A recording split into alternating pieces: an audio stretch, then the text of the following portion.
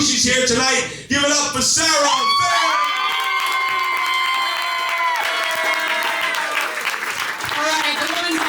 You can laugh now.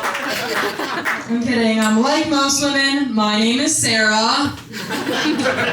But growing up, my mom and dad always called me Gandhi because I like to starve myself until I got what I wanted. I was in a sorority in college. My nickname in college was actually Amelia Earhart because at parties I would get ridiculously high and then disappear. Never to be seen again. Guys, I'm so glad that this winter is over. That was an awful winter. We lost half the men in this state due to shoveling. It was devastating. I'm so excited for this summer. I feel like last summer was a really good summer, you know, like it was such a big time for islands. Last summer was a big island time, you know, like first we had Love Island, aka the Ghetto Bachelor. That's for you youngins. It dropped its 7th season, right? Meanwhile, Epstein Island won't even drop its season 1 cast list. But we know who's on the list, guys, right, Quincy? We know who's on the list? Yeah. Every politician ever, and any guy who's ever said the words, "Do you know who my father is?" And that's the list. You know, the type of guy that has like really strong opinions about IPAs despite the fact he can't finish one? Yeah, because they're too spicy. I'm glad I can talk about Epstein Island and Quincy because I did a show at the Nantucket Comedy Festival because I got motion like that. And a guy in the front row looked just like you, sir. He goes, "Ugh, Epstein Island, went there in 2012, worst vacation ever." I found out you cannot talk badly about Epstein Island on Nantucket. That is his second favorite island. The guy in the front row, he goes, "Yeah, the food was horribly undercooked." I'm like, "Yeah, I cannot wait to tell you about the kids." Also, leave it up to a guy from Nantucket to swear off going to Epstein Island solely because the food is bad. Speaking of perverts, I just moved in with my boyfriend. We're college sweethearts. I love him so much. We've been dating for 4.5 years. He's really, really smart. He's a lawyer, which is great. I think it's good practice for him living with a woman, because I think that living with a woman will give him really good experience on dealing with violent offenders. I am not nice to that guy. He hates me. I'm not nice to that guy at all. I don't think he likes me. I don't think he likes me because I like to ask him super targeted questions when he's trying to go to sleep. The other day, he had a huge case the next day. It's 2 o'clock in the morning, you know, like we had already had sex. It was time to go to bed. His penis was still al dente.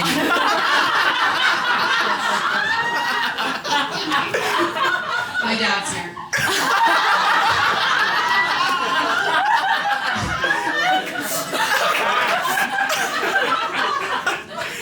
And I just turned to my boyfriend and I go, "Baby, if I died, would you cheat on me?" And I didn't like that he didn't have an answer to that question, so he fell asleep with a pillow pressed to his face.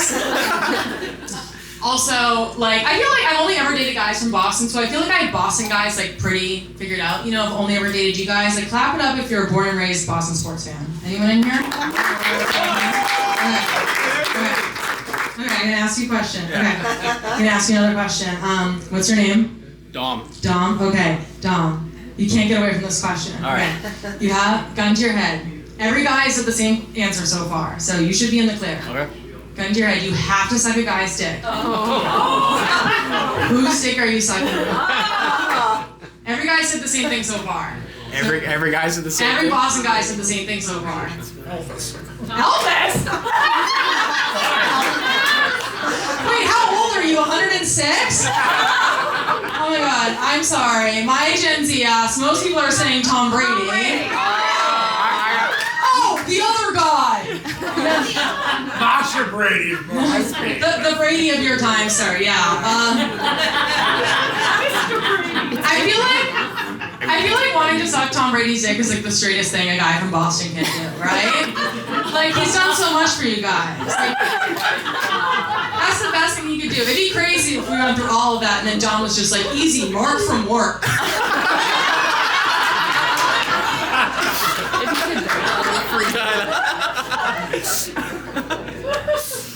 Women are really hard to figure out. I know that because I'm a woman. For example, I just got a breast reduction where I removed the only two good things about me. It's definitely changed the way that men look at me. Like Steve Sweeney just found out that I have eyes. And they're green. This is an old crowd, so I know most of us have had surgery, right? Yeah, we know the day before our surgery, we have to go in, meet with the surgeon so that he or she, but usually he, unfortunately. Mine was an Indian he, but I'm not drunk, so I won't do the accent.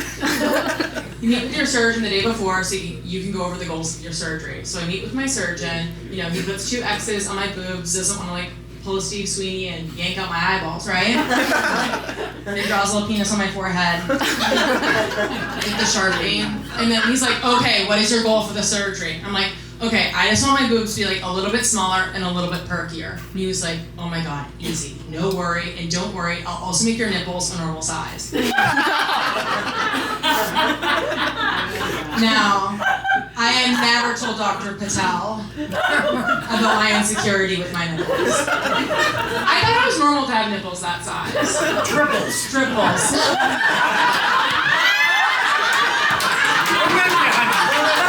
He's opening for me!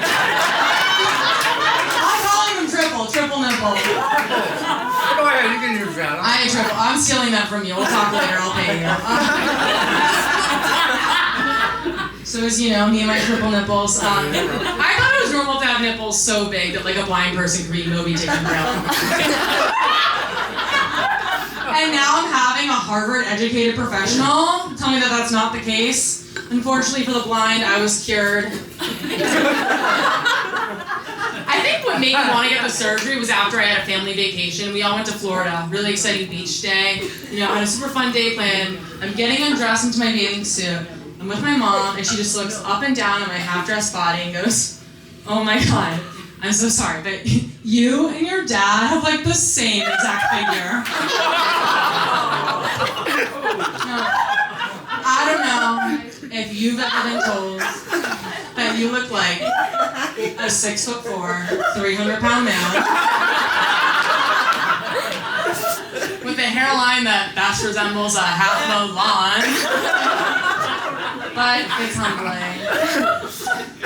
No, it's humbling. I feel bad for my mom because no one's told her how phones work. Guess that's my job.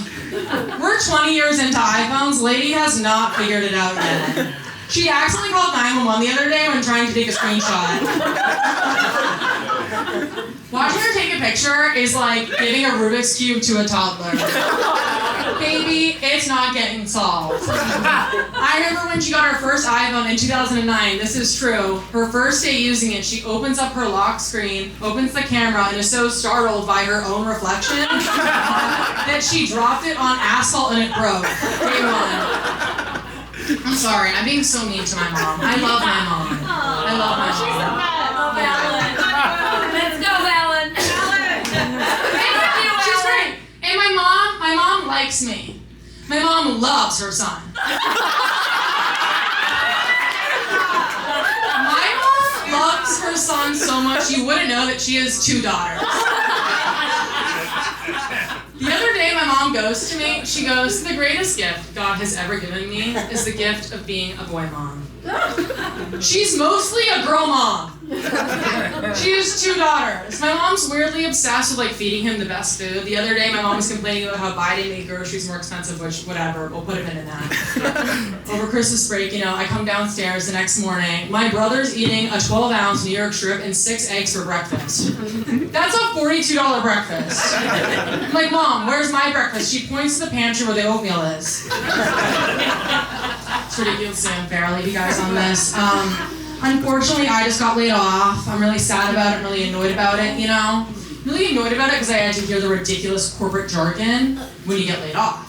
So I'm on a call with my boss and the head of HR. They're telling me that now that I no longer work with the company, I'm going to have to sign some paperwork. And I mistakenly go, oh, because I was fired, will I be getting severance?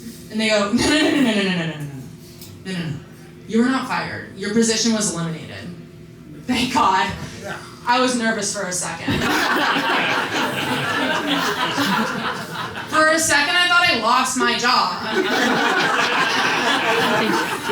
For a second, I thought I lost my source of income. Thank God it was just eliminated. Also eliminated, what the hell? Are we in the Hunger Games?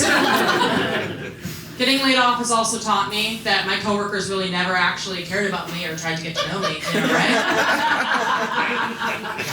They didn't care about me at all. The day after I got laid off, the guy next to me, at work, every day he sat next to me at work, he messages me on LinkedIn, and he was like, ugh, I just want to say, I'm totally here for you, and I'm so sorry that you got laid off, Tara.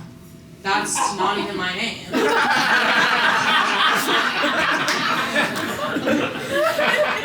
The worst part is, my name is so easy to remember. Because like most women, my name is Sarah. But growing up, my parents used to call me Gandhi. All right, thank you so much, guys.